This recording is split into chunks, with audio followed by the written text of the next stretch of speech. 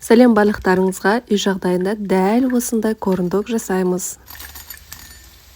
Жасалу жолы оп-оңай. Алдымен бізге керегі ұн, сүт, осындай панировочный сухари, осы түрі прям күшті шығады, базарларда сатылады.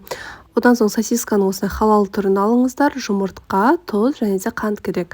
Алдымен ыдысымызға жылы сүтімізді, оның үстінен қантымыз және де кішкене тұзды қосып, бір жұмыртқамен жақсылап араластырамыз. Қантымыз бен тұзымыз ерігенше араластыруларыңыз керек. Одан кейін оның үстіне ұнымызды аз мөлшерден сала отырып, бір массаға жеткенше араластырасыздар. Дәл осындай масса болып шығады.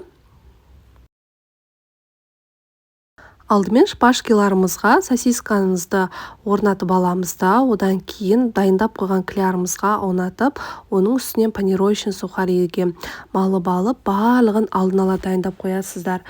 Міндетті түрде алдын ала дайындап қоюларыңыз керек, өйткені біз қызып тұрған майда қуырып алғандықтан дайын болып тұруы керек. Осы қолымызбен кішкене формасынан келтіріп аламыз. Мінекей мен бәрін алдын ала дайындап қойдым.